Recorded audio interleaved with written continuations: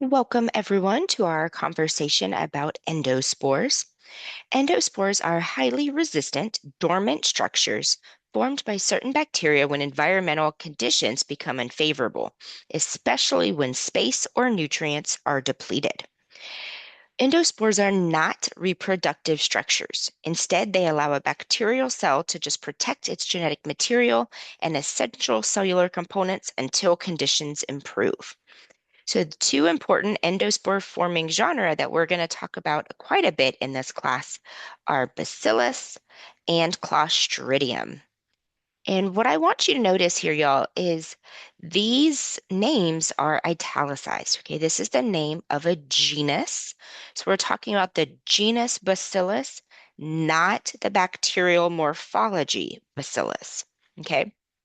So they are organisms that have bacillus as part of their name. So one you're going to hear about later in Unit 4 is Bacillus anthracis, which is the bacterium that causes anthrax. And so if bacillus is part of the name, therefore it's the actual genus, then it is able to form endospores. Okay. So endospores are sometimes described as among the hardiest biological structures because they can survive conditions that would normally kill a vegetative active bacterial cell. Their durability comes from several protective features, including a thick spore coat.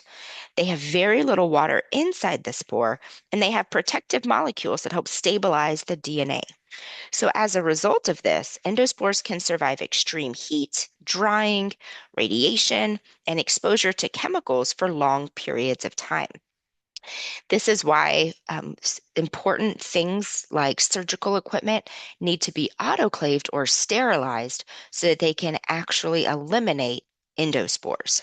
Things like just disinfection, spraying something with Lysol is not going to be enough to kill endospores. So the process of forming an endospore is called sporulation. And when conditions become stressful, the bacterial cell is first going to copy its DNA.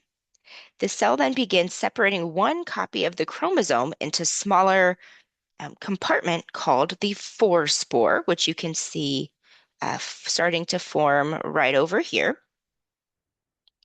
Layers of protective material are going to form around the forespore, including the cortex and the spore coat. As the endospore matures, it becomes increasingly dehydrated and resistant. Eventually, the original vegetative cell breaks apart and releases the mature endospore into the environment. So the endospore is going to remain dormant until conditions become more favorable again. When nutrients and other conditions improve, the endospore undergoes germination, sheds its protective layers, resumes normal metabolism, and returns to an actively growing vegetative cell.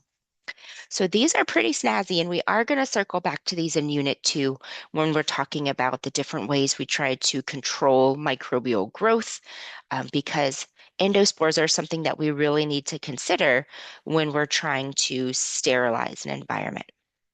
All right, y'all, that's the end of this video. Please let me know if you have any questions.